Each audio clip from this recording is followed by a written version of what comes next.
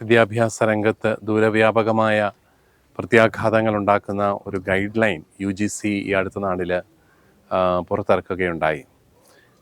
അതായത് നമ്മുടെ നിയമനങ്ങളിൽ പ്രത്യേകിച്ച് മാനേജ്മെൻറ്റുകൾക്ക് യാതൊരു സ്ഥാനവുമില്ലാത്ത രീതിയിലുള്ള ഒരു ക്രമീകരണത്തിലേക്ക് UGC കടന്നു വരുന്നു എന്നുള്ളതാണ് നമ്മൾ മനസ്സിലാക്കുന്നത്.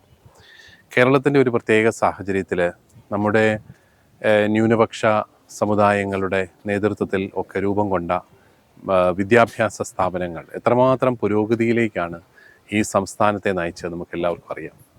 അതുപോലെ സാമുദായിക സംഘടനകളൊക്കെ നമ്മുടെ നാട്ടിൽ വലിയ മാനവികതയെ പരിപോഷിപ്പിച്ചുകൊണ്ട് വിദ്യാഭ്യാസ സ്ഥാപനങ്ങൾ ആരംഭിച്ചു. അത് ഏത് മതത്തിലുള്ളവരാണെങ്കിലും അവരൊക്കെ ആരംഭിച്ച വിദ്യാഭ്യാസ സ്ഥാപനങ്ങളാണ് കേരളത്തിൻ്റെ ഈ വിദ്യാഭ്യാസ സംസ്കാരത്തെ ഏറെ വളർത്തിയത്. പക്ഷെ അതെല്ലാം മറന്നുകൊണ്ട് അവർക്ക് യാതൊരു സ്ഥാനവും കൊടുക്കാത്ത രീതിയിൽ ഉള്ള ഒരു ക്രമീകരണത്തിലേക്ക് പോകുമ്പോൾ ഇത് നന്മയിലേക്കാണോ എന്ന് നമ്മളെല്ലാവരും സംശയിക്കണം.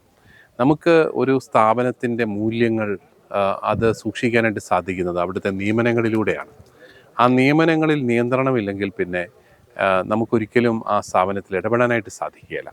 നമ്മൾ വിദ്യാർത്ഥികളുടെ പരിശീലനത്തിനായിട്ട് വയ്ക്കുന്ന വ്യക്തികളിലൂടെയാണ് ആ വിദ്യാലയങ്ങളിൽ നമ്മൾ ചില മൂല്യങ്ങൾ കാത്തു സൂക്ഷിക്കാനായിട്ട് ശ്രമിക്കുന്നത്. അപ്പോൾ അതിനെയൊക്കെ തടസ്സപ്പെടുന്ന രീതിയിലുള്ള ചില നിയമങ്ങളാണ് ഇവിടേക്ക് കൊണ്ടുവരുന്നത് എന്നുള്ളത് വളരെ ദുഃഖകരമായൊരു കാര്യമാണ്. ഏതായാലും നമ്മുടെ അവകാശങ്ങൾക്ക് വേണ്ടിയിട്ട് നമ്മൾ സാധ്യമായ രീതിയിലെല്ലാം നിയമം അനുവദിക്കുന്ന രീതിയിലെല്ലാം പോരാടാനായിട്ട് തയ്യാറാവും. അതിലേക്കൊന്നും പോകാതെ തന്നെ ഈ ഒരു ഡ്രാഫ്റ്റ് അവർ പ്രസിദ്ധീകരിച്ച ഡ്രാഫ്റ്റിൽ വേണ്ടത്ര ഭേദഗതി ചെയ്യാനായിട്ട് അവർ തയ്യാറാകും എന്നുള്ള വലിയ പ്രതീക്ഷയാണ്. പുതിയ സർവകലാശാലകൾ, പ്രൈവറ്റ് സർവകലാശാലകൾ ആരംഭിക്കാനായിട്ട് കേരള സർക്കാർ മന്ത്രിസഭാ യോഗം തീരുമാനിച്ചു എന്നുള്ളത് ഈ അടുത്ത നാളുകളിൽ വന്ന ഒരു വാർത്തയാണ്. അത് ഒത്തിരിയേറെ സാധ്യതകളുള്ള ഒരു തീരുമാനമാണ്. അതുപോലെ തന്നെ ആശങ്കകൾ ഉണർത്തുന്ന ഒരു തീരുമാനവുമാണ്. കാരണം പുതിയ സർവകലാശാലകൾ വരുമ്പോൾ നമ്മുടെ നിലവിലുള്ള കോളേജുകളുടെ അവസ്ഥ എന്താവും? ഇപ്പോൾ തന്നെ വിദ്യാർത്ഥികളുടെ ദൗർലഭ്യം കൊണ്ട് വളരെയേറെ ബുദ്ധിമുട്ടിലൂടെയാണ് കടന്നു പോവുക. പക്ഷേ സർവകലാശാലകൾ വരുമ്പോൾ നമുക്ക് ആകെയുള്ള ഒരു സന്തോഷം ഈ അനാവശ്യമായ നിയന്ത്രണങ്ങൾ മാറിക്കൊണ്ട് നമുക്ക് കാലഘട്ടത്തിനനുസരിച്ചുള്ള കോഴ്സുകൾ സംവിധാനം ചെയ്യാനായിട്ട് സാധിക്കും. അത് കൂടുതൽ വിദ്യാർത്ഥികളെ ആകർഷിക്കുന്ന രീതിയിലേക്ക് വരും. ഇപ്പോൾ ഇവിടുത്തെ നമ്മുടെ കോളേജുകളിലൊക്കെ വിദ്യാർത്ഥികളില്ലാതെ പോകുന്നതിൻ്റെ ഒരു പ്രധാനപ്പെട്ട കാരണം നമ്മുടെ ഇവിടുത്തെ സർവകലാശാലകളുടെ അനാവശ്യമായ നിയന്ത്രണം, ഓട്ടോണമസ് കോളേജുകളിൽ പോലും അവർ നടത്തുന്ന കൈകടത്തലും അവർ കൊടുക്കുന്ന സ്വാതന്ത്ര്യമില്ലായ്മയും ഒക്കെയാണ്.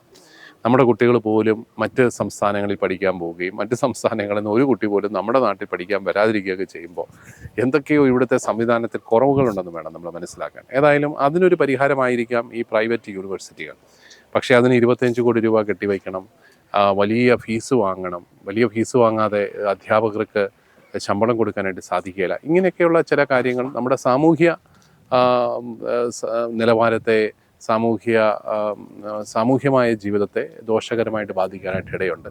ഏതായാലും ഇതിനെ ഒരു സാധ്യതയെന്ന് കണ്ട് തന്നെ അതിനെ സ്വാഗതം ചെയ്യാൻ ആയിരിക്കാം കേരളത്തിലെ സമൂഹം പൊതുവെ തയ്യാറാകുന്നത് എന്നാണ് ഞാൻ മനസ്സിലാക്കുന്നത്.